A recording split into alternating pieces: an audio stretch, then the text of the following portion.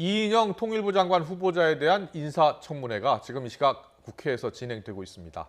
이 후보자의 대북관과 아들 병역 면제, 호화 유학 의혹에 대한 질의가 집중되고 있습니다. 탈북민 출신인 미래통합당 태영호 의원과는 날카로운 신경전을 벌이기도 했습니다. 국회 취재기자 연결하겠습니다. 우철희 기자.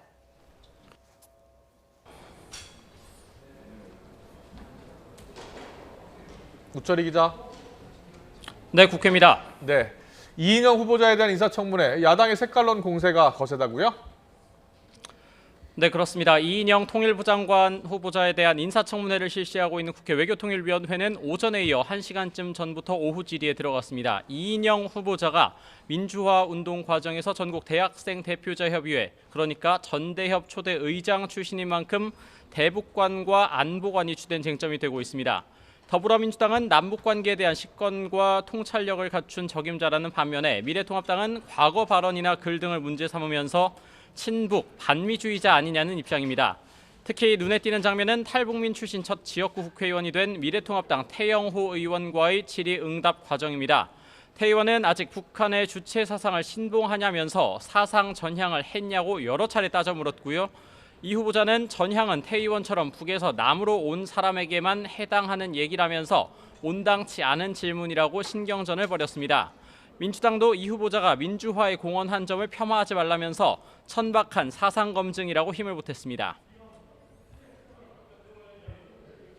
후보자의 삶의 궤적을 많이 들여다봤는데 언제 어디서 또 어떻게 사상 전향을 했는가 이걸 제가 찾지를 못했어요. 그래서 의원님께서 저에게 사상 전향 여부를 다시 물어보시는 것은 아직 남쪽의 민주주의에 대한 이해도가 떨어지는 것이다.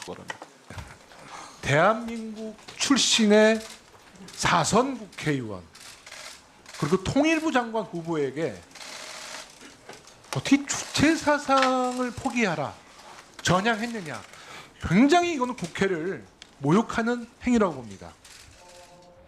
아들의 병역 면제 그리고 스위스 호화 유학 의혹도 공방이 이어졌습니다. 민주당은 스위스 바젤 디자인학교 교수와의 인터뷰를 근거로 이른바 부모 찬스를 쓰지 않았다면서 황당한 주장이라고 방어했습니다. 반면 통합당은 부정교합에서 6개월 만에 강직성 척추염으로 병역 면제를 받은 게 상식적으로 납득이 가지 않는다고 강조했습니다. 네, 이틀째 대정부 질문도 이어지고 있죠. 네, 오늘은 경제 분야입니다. 부동산과 세종 행정수도 이전 문제에 대한 질의가 줄을 이루고 있습니다. 민주당과 정세균 국무총리는 최근 부동산 가격 상승에 대해 국민께 송구스럽다고 사과했습니다. 부동산 문제가 불거진 뒤 정부 인사가 사과를 한 건 이번이 처음입니다. 어느 정권이냐를 떠나서 국민들의 불안에 대해서 여당 국회 기획재정위원으로서 참 송구스럽다는 말씀을 드립니다. 부동산 문제에 대해서 국민 여러분들께 걱정을 끼쳐드려서 정부를 대표하는 총리로서 송구스럽다는 말씀을 드립니다. 그러면서 실수요자 중심의 공급 대책을 강조했습니다. 서울 태릉 골프장 부지는 청년과 신혼부부, 생애 첫 주택 구입자 등을 위한 주택 공급에 활용하자는 안이 관계부처와 자치단체에서 활발하게 논의되고 있다고 밝혔습니다. 다만 함께 개발 기대감이 커진 서울 노원구의 육군사관학교 부지는 개발 검토를 하지 않고 있다고 분명하게 선을 그었습니다. 또 민주당이 추진하는 일하는 국회를 위해서도 청와대와 국회를 세종시로 이전하는 행정수도 이전의 필요성도 거듭 강조했습니다. 반면 통합당은 문재인 정권의 경제정책 비판에 주력하고 있습니다. 수도권 과밀화 등이 어제 오늘 일이 아닌데 왜 하필 지금 행정수도 이전 문제를 꺼내느냐면서 정권의 총체적인 정책 실패를 덮으려는 의도가 아니냐는 겁니다. 또 부동산 정책의 총체적인 실패, 박원순 시장의 성추행 문제, 이런 걸로 인해서 문재인 대통령의 지지율이 떨어지고 있고 또 여당의 지지율이 떨어지고 있는 지금 이 시기에 왜 이 문제를 꺼내느냐 하는 겁니다. 이 행정수도 문제는 사실은 2002년 대통령 선거 때부터, 그러니까 거의 20년 전부터 민주당이 소중하게 추진해온 정책입니다.